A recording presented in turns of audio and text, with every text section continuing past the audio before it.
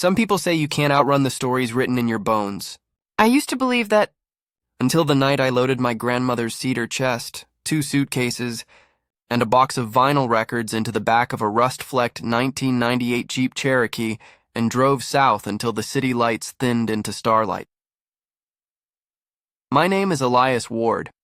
I'm 31, and 4 weeks ago I resigned from a tenured professorship in English literature at Northwestern because the words I taught no longer felt like mine. I wasn't just quitting a job. I was quitting the version of myself who'd let a man named Julian convince me that passion was a liability, that tenderness was weakness, that love required a syllabus and footnotes. When the email arrived, an opening for a live-in caretaker at Solace Vineyard in the Willamette Valley, I answered before the rational part of my brain could file an objection. I'd never pruned a vine in my life. I clicked send anyway. The Jeep's tires sang over wet asphalt for 11 hours. Somewhere past Salem, the rain turned to mist, and the mist turned to silence. I rolled the window down and let the smell of wet earth and crushed grapes flood the cab. My phone vibrated against the passenger seat. Julian again.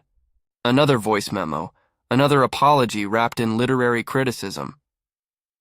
You're romanticizing escape, Elias. You'll be back when the novelty wears thin.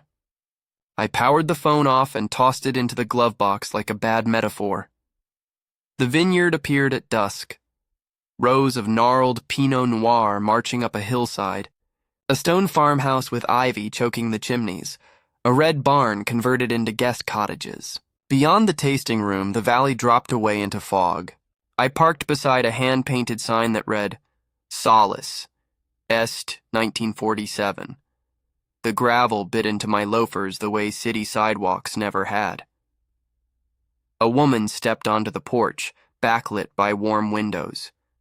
She wore overalls and a flannel shirt, sleeves rolled high enough to reveal forearms mapped with faint white scars, pruning cuts maybe. Her hair was the color of late-harvest Riesling, twisted into a knot with a pencil speared through it. She couldn't have been more than 35, but she carried herself like someone who'd already lived several lifetimes.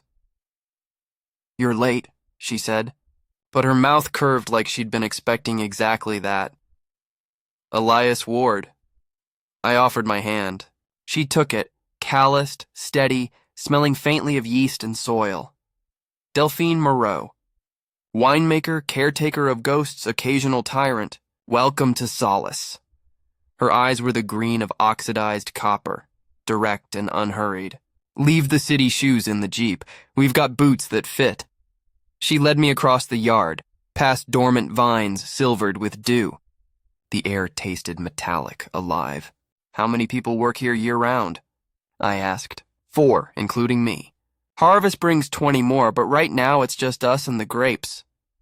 She glanced sideways. Fair warning, we haze the new blood. Tradition. The caretaker's cottage sat at the edge of the vineyard, a single room with a loft, a pot-bellied stove, and windows that looked east over the rows. Delphine dropped my duffel on the quilt. Not much, but the mattress is honest. My place is the farmhouse. Holler if the ghosts get chatty. I unzipped the bag. Why'd you hire me? My cover letter was basically a confession that I can quote Keats, but can't tell a bud from a beetle. She leaned against the doorframe, arms folded. Your email said you wanted to learn the difference between knowing a thing and tending it. That's rarer than a perfect growing season. She pushed off the frame. Meet me at the barn in 15. Someone wants to meet you. The someone was a vine. A single row of ancient Pinot, gnarled and defiant. Delphine handed me pruners the length of my forearm. First rule, respect the wood. Second rule, the vine forgives mistakes, people less so. She stood behind me, guiding my hands, thumb here, fingers there, until the snip felt like punctuation instead of violence. Her breath was warm against my ear. Good, you listen. I listened to everything that first week. To the hush of shears through cane. To the creak of the pressing barn at 3 a.m., when Delphine couldn't sleep and paced the catwalk above the tanks.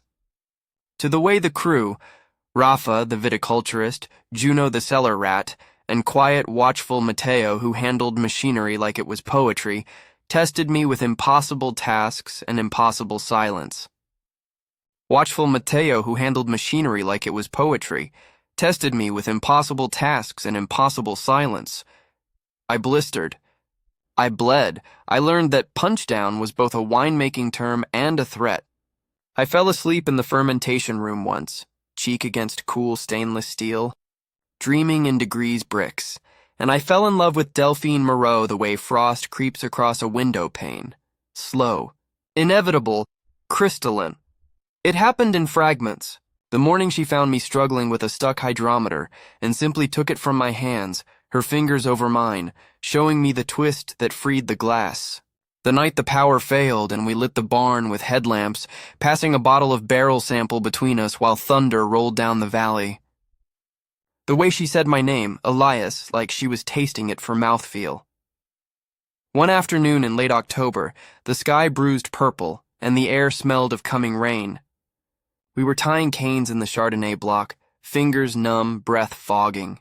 I fumbled a knot.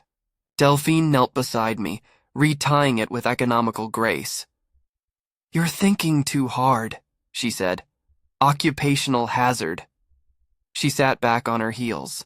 "Tell me something you haven't told anyone else." I hesitated. "I used to write poetry." "Bad poetry." "Julian said it was self-indulgent." Delphine's eyes narrowed. "Julian sounds like a man who's never been drunk on his own words." She pulled a flask from her coat, took a swallow, handed it over. "Read me one."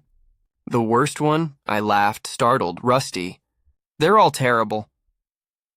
Terrible is honest. So I recited the one I'd written the night I left Chicago, voice cracking over the hills. When I finished, the vineyard was silent except for the wind. Delphine studied me for a long moment. "That's not terrible. That's alive." She stood, brushed dirt from her knees. "Come on, storm's coming. We need to get the nets up." That night the rain came sideways, drumming the tin roof of the cottage like impatient fingers. I woke to knocking, Delphine, soaked, holding 2 mugs of something that steamed. "Couldn't sleep," she said. "Thought you might want company." We sat on the porch steps, shoulders touching, watching lightning stitch the sky. She told me about the vintage that broke her, 2017, when hail shredded the crop 2 weeks before harvest. About the fiancé who left when the bank started calling. About waking up at 33 owning more debt than vines. "I thought I'd lost the story," she said. "Turns out the story just needed new soil." I told her about Julian's last voicemail, the one I'd deleted without listening. About my mother's Christmas card that still came addressed to Mr. and Mrs. Ward. About the way academia had taught me to dissect beauty until it stopped breathing. Somewhere, between the second and third mug, her hand found mine. Not romantic yet, but anchoring. The rain softened to a hush. "Stay through winter," she said. "See what the vines teach you when there's nothing to harvest but time." I stayed. Winter was dormancy and firelight. I learned to read the sky for snow. To layer like an onion. To trust the quiet. Delphine taught me to taste wine like memory. Close your eyes, let it coat the tongue, wait for the image that rises. We read to each other in the loft of the barn. Neruda, Oliver, scraps of my old poems now annotated in her sharp script. The crew stopped hazing me and started inviting me to poker nights where the stakes were chores and the currency was stories. One February evening, the valley lay under a foot of snow, the vine skeletal against white. Delphine found me in the library, a converted tack room lined with mildew-scented books on viticulture and philosophy. I was attempting to graft a bench of Pinot onto rootstock, swearing at the razor blade. She watched from the doorway, arms crossed.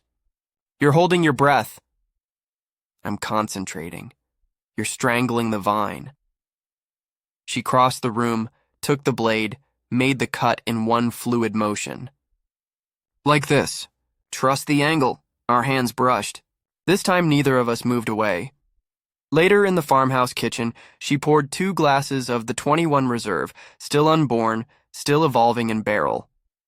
The wine was dark as pomegranate seeds, bright as blood. To second drafts, she said. We drank. The silence stretched, charged. Delphine, I know. She set her glass down. I've been waiting for you to catch up.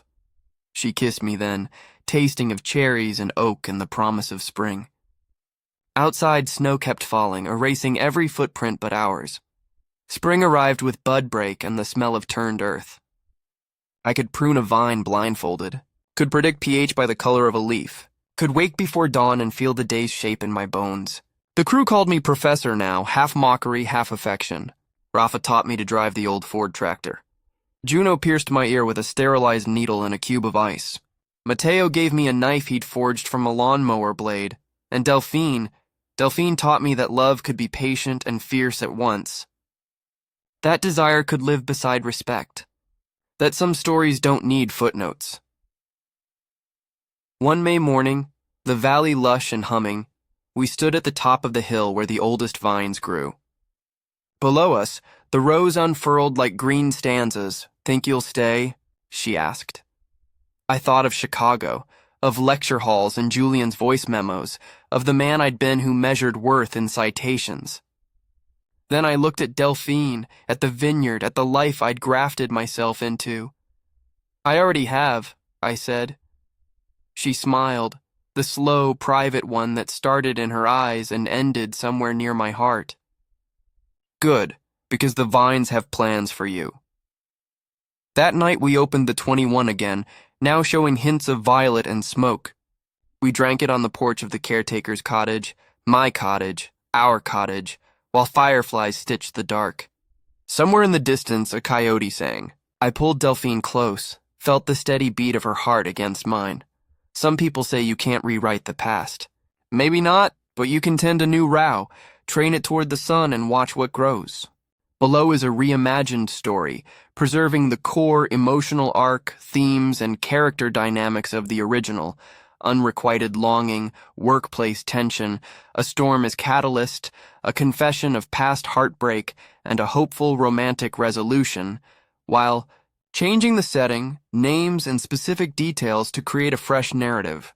I've expanded it to make it substantially longer, with richer descriptions, deeper internal monologues, additional subplots, and extended scenes to build tension and immersion. Whispers in the High Desert. The first time I saw Elias Grant, he was silhouetted against the blistering New Mexico sun, barking orders at a crew of dust-covered ranch hands as they wrestled a stubborn windmill back into submission. I'd just rolled into the Double Arrow Ranch in my beat-up sedan, fresh off a Greyhound from Albuquerque, my city shoes already caked in red clay. The ad had promised room, board, and honest work for a greenhorn willing to learn. What it hadn't mentioned was the foreman, tall, broad-shouldered, with a jaw like carved sandstone and eyes the color of storm clouds over the mesas. Name? He'd asked, not looking up from his clipboard. Julian Hayes, I replied, trying not to stare at the way his flannel shirt clung to his frame in the heat. He glanced up then, those gray eyes assessing me in one swift sweep. City boy. You ever been on a horse? No, sir. A flicker of something, amusement, pity, crossed his face. We'll fix that. Bunkhouse is that way. Dinner's at 6. Don't be late. That was it. No welcome, no handshake.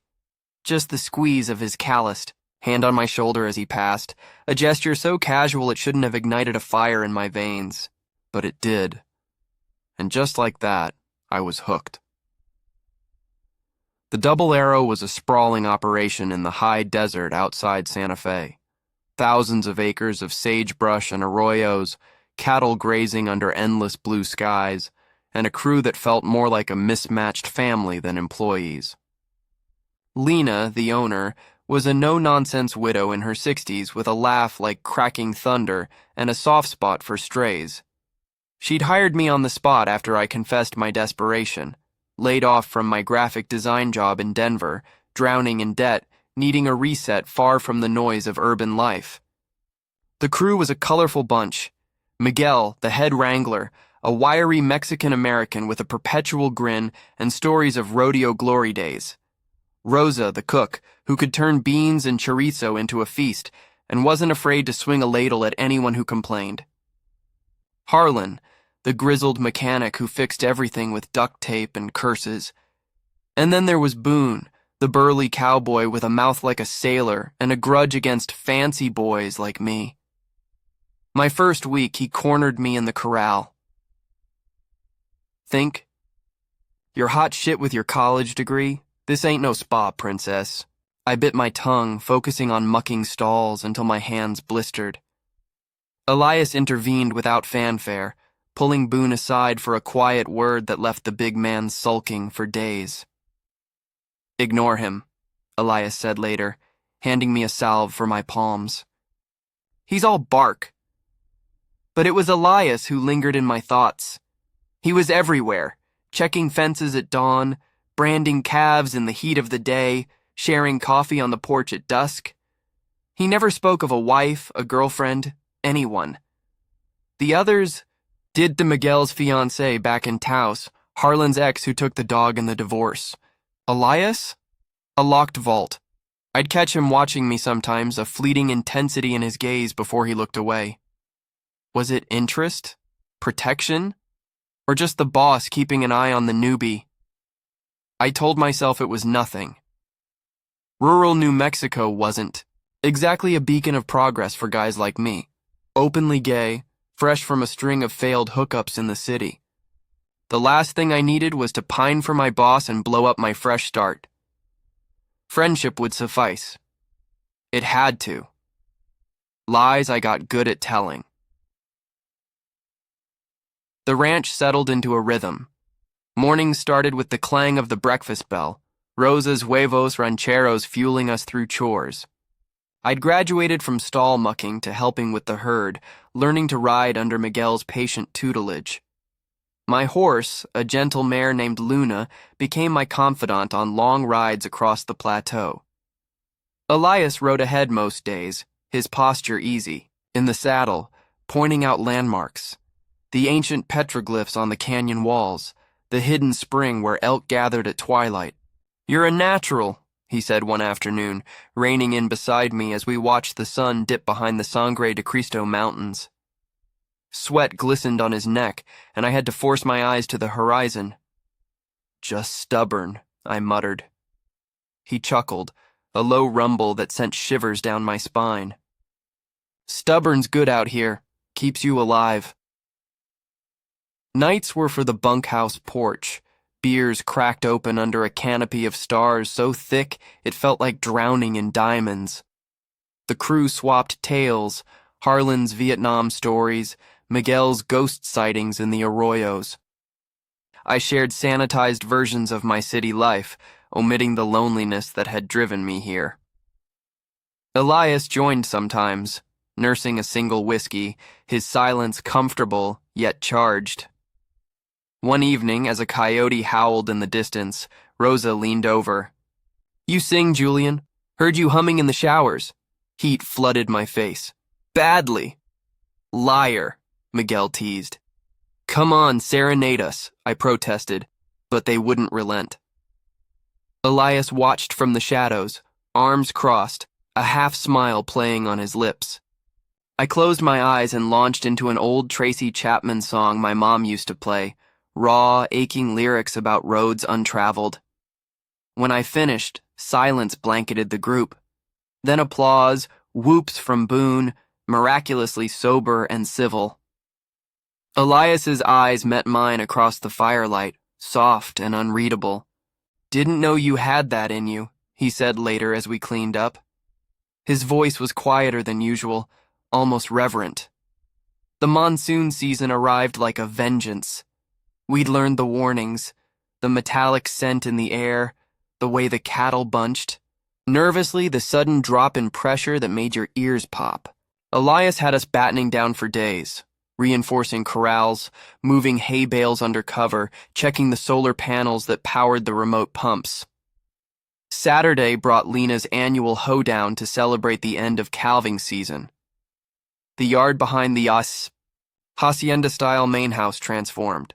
Lanterns strung from cottonwoods, Rosa's smoker belching mesquite-scented bliss, brisket, green chile stew, cornbread that melted in your mouth.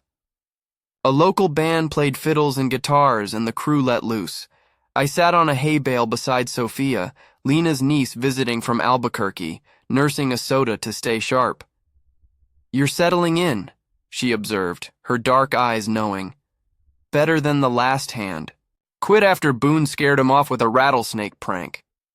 I laughed. "Boone's been tolerable." Elias's orders, probably. He doesn't tolerate bullshit. She followed my gaze to where Elias stood with Miguel and Harlan, gesturing animatedly about some fence line dispute. Even in jeans and a faded tee, he commanded the space, charismatic without trying, a leader born of quiet competence. "Can I ask, has Elias ever dated anyone here? I mean, since he arrived?" Sophia arched a brow. "Curious, huh? He's private. But word is he showed up broken. Whatever went down in Arizona, it wrecked him. Lena knows the details. Won't spill. Just says he's family now." I nodded, heart twisting. Before I could probe, Boone bellowed, "Julian, Elias says you claim you can't two-step. Prove it." The dance floor erupted into chaos. Boone shocked everyone with graceful footwork. Miguel spun Rosa like a pro, and Elias. God, Elias moved like he was born to it, partnering with Lena in a whirlwind that left her breathless. When my turn came, I stumbled through a line dance, but the real humiliation was the karaoke setup. They thrust a mic at me, demanding another song. I picked a haunting Indigo Girls tune, eyes squeezed shut against the embarrassment. The crowd hushed. Even the crickets seemed to listen. Applause thundered when I opened my eyes. Elias stared, something vulnerable flickering in his expression. Wonder, maybe regret. The storm broke on a Tuesday, fierce and unforgiving. We'd prepped all morning, but the sky unleashed hell by noon, torrents of rain turning the desert to mud, flash floods carving new gullies, thunder booming like artillery. Elias and Miguel were out rounding up strays in the north pasture when I spotted the disaster, a section of barbed wire down, cattle bolting toward the dry wash that could become a death trap. "Get inside!" Harlan yelled as I sprinted past the barn, but I couldn't. Not with lives at stake. I grabbed a coil of rope from the tack room and plunged into the deluge, herding the panicked herd back through sheets of rain. Lightning spider-webbed the sky. Mud sucked at my boots. It took nearly half an hour, my lungs burning, to patch the fence with trembling hands and guide the cattle to safety. I was staggering back, half drowned, when a vice gripped my arm. Elias, soaked to the skin, hat lost to the wind, his face a mask of terror and rage. "What the fuck were you thinking?" he roared over the gale. "You could have been swept away, struck down, damn it, Julian. The cattle were scattering because of the break. I had to. You don't play hero alone."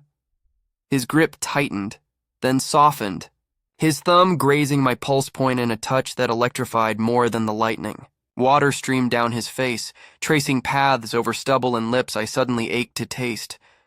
"I'm sorry," I gasped. "I just reacted. You saved them." His voice cracked. "But I need you alive, Julian. More than the damn cattle." "Why?" The word burst out before caution could stop it. "Why me?" His eyes widened, thunder mirroring the storm in them. "Because you're under my skin. Because I count the minutes till I see you at breakfast. Because when Boone gave you shit that first day, I nearly lost it. Because you sang that night. Because I count the minutes till I see you at breakfast. Because when Boone gave you shit that first day, I nearly lost it. Because you sang that night and it gutted me, reminded me what I've been missing." My pulse thundered. What kind of missing? He stepped closer, heat cutting through the chill. "The kind where you're my hand, and this could blow up the ranch. The kind where I promised myself no more after Arizona. The kind where all I want is to kiss you senseless right now. Arizona? Later, he growled. Tell me I'm not crazy. Tell me you feel it.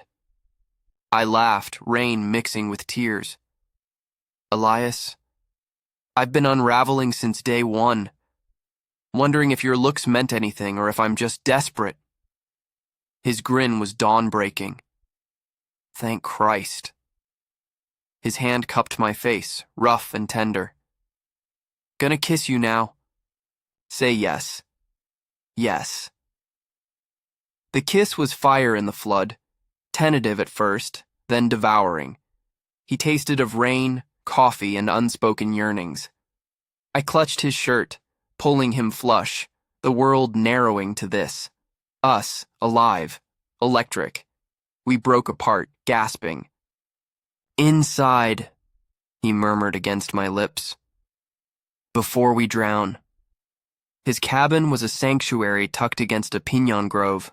Adobe walls, a kiva fireplace crackling with piñon logs, shelves groaning under Western novels and veterinary texts.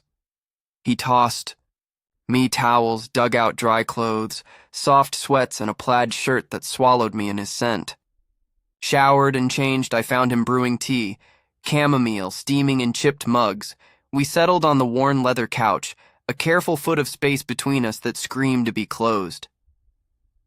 Arizona, I prompted softly. He exhaled, staring into the fire. 7 years back, ranch near Tucson. I was lead hand, head over heels for the foreman's daughter. No, wait, that's not right. He met my eyes, raw. For the foreman's son, actually. Caleb.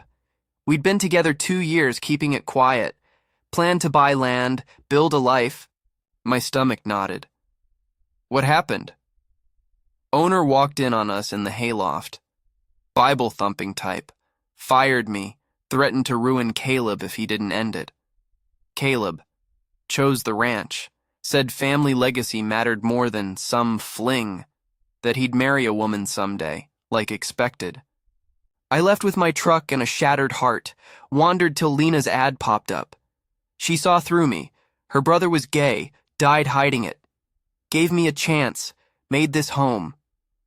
The pain in his voice mirrored my own scars.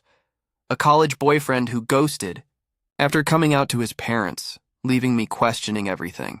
Elias. I reached for his hand. He laced our fingers, squeezing. I vowed no more entanglements, especially not with the crew. Power imbalance, gossip, risk to the ranch. But you, your determination, your kindness to the animals, the way you light up telling stories. That song cracked me open. I'm gone for you, Julian, but if word spreads, New Mexico's got its bigots, Lena's progressive, but clients, neighbors. I shifted closer, our knees touching. I'm not hiding anymore, and I see you, the real you. Leader, protector, the man who makes this desert feel like home. His eyes searched mine. You sure? This could get messy. Worth the mess. The space vanished. He kissed me again. Slower, deeper, exploring, claiming. We talked till the fire died. Dreams of expanding the ranch's ecotourism. My ideas for a website to showcase it. His secret love of poetry. Subplots unfolded in whispers. Boone's hidden softness. He'd lost a brother young. Sophia's matchmaking schemes. A rival ranch eyeing our water rights. Days blurred into weeks. Stolen glances became touches. Porch talks became nights in his cabin. The crew noticed. Winks from Miguel, a gruff nod from Boone. Lena pulled me aside one dawn. Treat him right, or answer to me. Her smile said approval. Challenges came. A drought-stricken summer testing the herd, a poacher scare uniting us.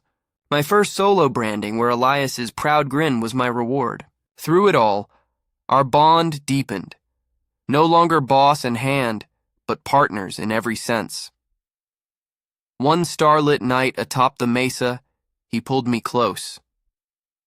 Thought I'd never have this again. You do, I whispered. We do. In the high desert's unforgiving beauty, we'd forged something enduring, love, raw and real, against the odds.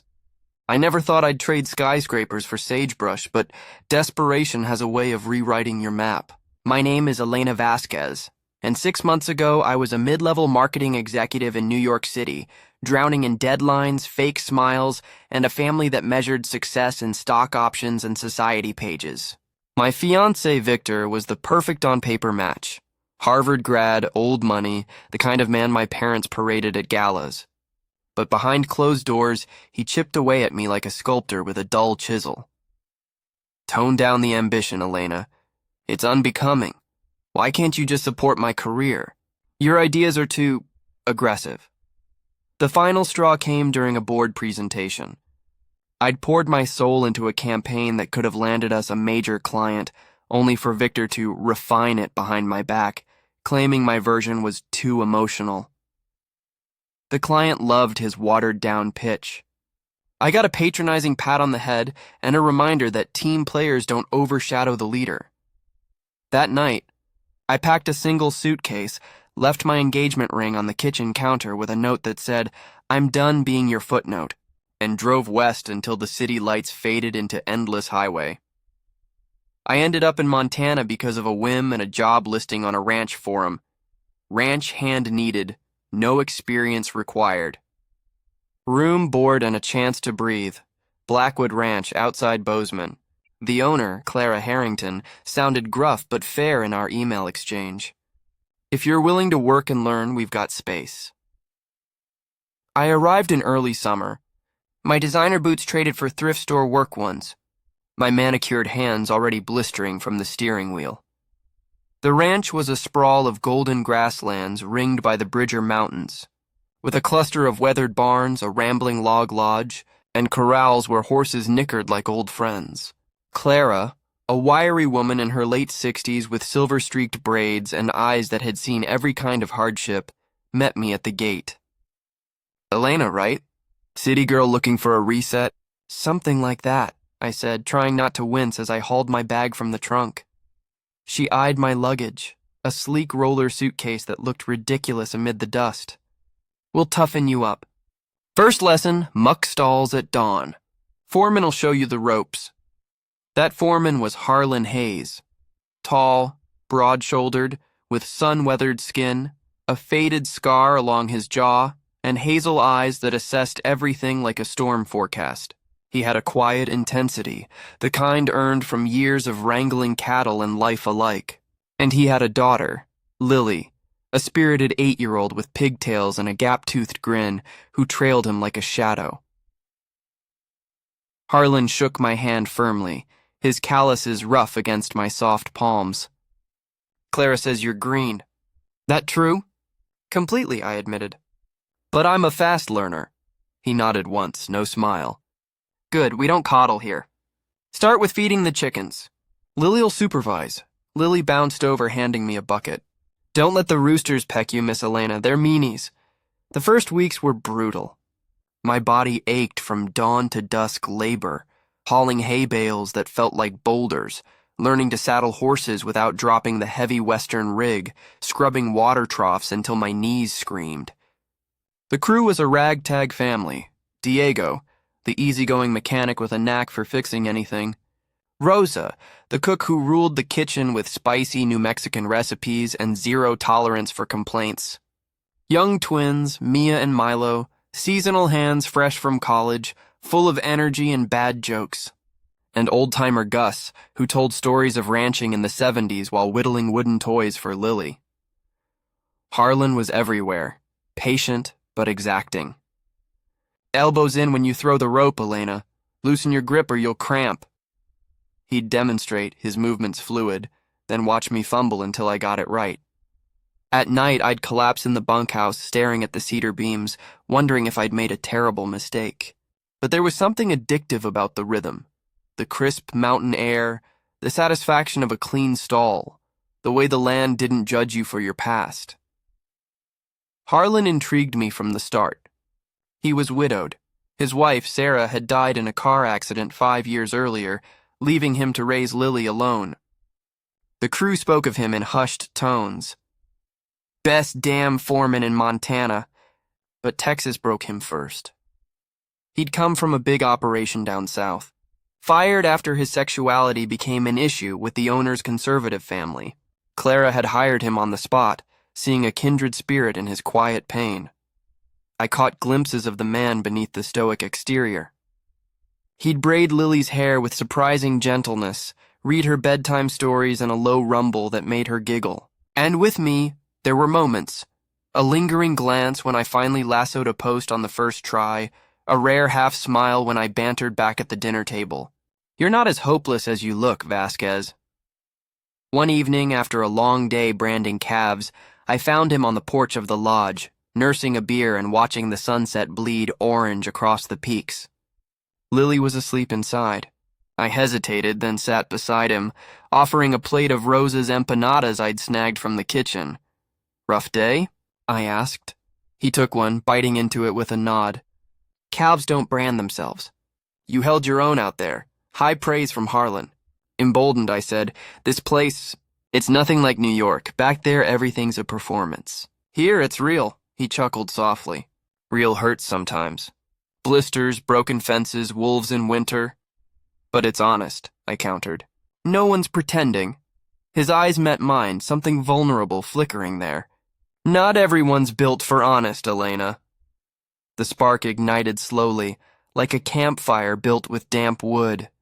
Stolen conversations during fence repairs, shared laughs when Lily helped us groom horses, mostly getting in the way.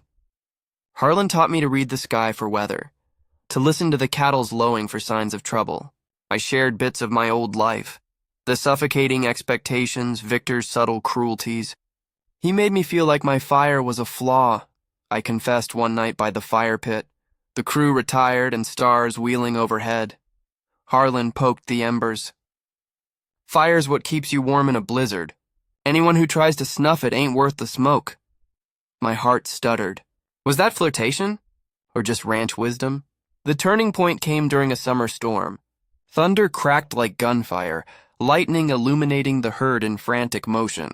A section of fence gave way, and cattle bolted toward the river. Harlan rallied us, Diego on the ATV, the twins on horseback, me grabbing a rain slicker and mounting up despite my inexperience. Stay close, Harlan shouted over the downpour. We rode hard, mud splashing, rain lashing our faces. I herded strays with a whoop I'd learned from Gus, my horse responding to my tentative commands. Harlan cut off the leaders, his silhouette heroic against the flashes. Hours later, soaked and exhausted, we had them corralled. Back at the barn, shaking off water, Harlan clapped my shoulder. You saved us a fortune tonight, Elena. Good riding. Adrenaline buzzed between us. Alone in the tack room, toweling down, our eyes locked. Harlan, he closed the gap, cupping my face with wet hands. The kiss was fierce, born of storm and relief, tasting of rain and resolve. We broke apart, breathless. This complicates things, he murmured, forehead against mine. I don't care, I whispered. Do you? He kissed me again, softer. I've been fighting it since you tripped over that feed bucket day one. We talked until the storm passed, perched on hay bales. Harlan opened up about Texas, the betrayal by his former boss, the whispers that drove him north with baby Lily in tow. Lost my home, my trust. Clara gave me both back, but with Lily, I can't risk instability. I get it, I said, tracing his scar. I left New York because I was tired of shrinking. I came here for space to grow. And Harlan, you've made me feel seen. Strong, valued, not in spite of who I am, but because of it. He laughed, a deep, surprised sound. You're a force, Elena Vasquez. Patient with Lily, tough on the range, and you make the best coffee I've ever tasted. Don't tell Rosa. I grinned. So we try? Even if it's messy? Yeah, he said, pulling me close. We try. Keeping it secret was torture. Professional by day, Harlan barking orders, me nodding respectfully, but the glances lingered, the brushes of hands electric. Lily noticed first. Daddy smiles more when you're around, Miss Elena. Are you his girlfriend? Harlan choked on his coffee. I ruffled her hair. Something like that, kiddo. Rosa caught on next 2 months in while we peeled potatoes for stew. You two think you're slick? The way Harlan watches you mend fences like you're hanging the moon. I dropped a potato. It's that obvious? Obvious as a branded steer. Crew don't mind. Diego's betting on a fall wedding. Gus says spring calving's more romantic. Harlan fretted about backlash. Town's mixed. Some old-timers grumble about city influences. And with Lily. I won't have her caught in gossip. But Rosa's words echoed. This ain't Texas, Harlan. Clara'd skin anyone who caused trouble. Talk to the crew. Liv, don't hide. I cornered him in the hayloft that evening, pitchfork in hand. Rosa says everyone knows. And approves. We're wasting sunlight hiding when we could be building. He set down a bale, dust motes dancing in the light. You sure? Once out, no rewind. Lily adores you, don't want her hurt if what? If the world sucks sometimes? Harlan, I didn't drive 2,000 miles to play small. I want this, you, Lily, the ranch. All of it. His smile broke like dawn. Moon eyes, huh? Guilty. He kissed me then, hay scratching our backs, promise in every touch. Okay, together. Breakfast announcement the next day. Harlan stood, coffee in hand. Elena and I, we're seeing each other. I know it might ruffle. Breakfast announcement the next day. Harlan stood, coffee in hand. Elena and I, we're seeing each other. I know it might ruffle feathers, but... Diego whooped. Finally. I've owed Milo $20 for weeks, Milo grinned. Told you the storm night sealed it. Gus raised his mug. About time. Harlan's been moping since Texas like a calf without its mama. Clara, presiding like a queen, stood. Love's a rare beast on these plains. Harlan's family been my right hand for years. Elena, you've earned your spurs and then some. Hard worker, kind heart teaches Lily Spanish curses without meaning to. Laughter rippled. Anyone objects, doors that way. Now pass the biscuits. I met Harlan's eyes across the table. Relief, joy, a future unfolding. The crew embraced us seamlessly. Diego teased Harlan for going soft, but fixed my truck without charging. The twins included me in pranks, like hiding Gus's whittling knife. Rosa mother-henned us, slipping extra chilies into meals for the spark. Lily appointed herself flower girl for an imaginary wedding, dragging me on dates to pick wildflowers. Clara pulled me aside one crisp fall day, walking to a ridge overlooking the valley. Aspens glowed gold, wind whispering through grass. My brother was like Harlan, hid his truth back east, married for show. Died young, regrets heavier than any saddle. Hired Harlan because I saw that ghost in him. Vowed this ranch would be sanctuary. Tears pricked. You've given me more than a job, Clara. A home. You're the light he needed, Elena. And the ranch needs your fire, ideas for eco-tours, better breeding stock. But remember, love here means showing up, through blizzards and droughts. That winter, Harlan taught me ice fishing on the frozen pond, Lily between us, giggling at wiggling trout. We planned, expanding guest cabins, sustainable grazing, stolen nights in his cabin, fire crackling, Lily asleep down the hall.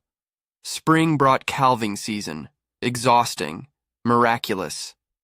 I assisted my first birth, hands steady as a heifer delivered a wobbly calf. Harlan beamed. Proud of you. I love you, I blurted under the barn lights. He froze, then crushed me close. Love you too, Elena. You and your city sass stormed my world. Summer picnic in our secret meadow, wildflowers rioting, creek babbling. Harlan gifted me a custom hat, embroidered, Elena Vasquez, Blackwood Ranch, rooted deep. Forever? He asked. Forever. Fall roundup, I led a team for the first time. Success earned Clara's nod. Thinking of retiring in 5 years. You and Harlan take the reins? Partners in every sense. We dove into plans, loans, upgrades, dreams of Lily growing up ranch-raised, but I had my own surprise. Post-roundup, I led Harlan to the meadow at dusk. "Harlan Hayes," I said, kneeling with a velvet box, 2 platinum bands etched with mountain silhouettes. 2 years ago, I fled a cage. You handed me wings, taught me strength, love, family. With Lily, this land, I found my forever. Marry me?" Tears tracked his dust-streaked cheeks. "Yes, God, yes." Rings exchanged, kisses under stars, we rode back as engaged. The wedding was ranch style. Barn decked in lights, roses feast, Gus officiating with a poem. Lily scattered petals, crew toasting with whiskey. Clara gifted us a parcel of land for our own cabin. Years blurred into legacy. We expanded Blackwood, guest programs thriving, Lily learning to rope beside us. Challenges came, droughts, market dips, a bigoted supplier we fired. But together, unbreakable, I'd sought escape. Found roots, love, purpose. In Montana's wild heart, with my cowboy and our daughter, I'd built a life worth every blister.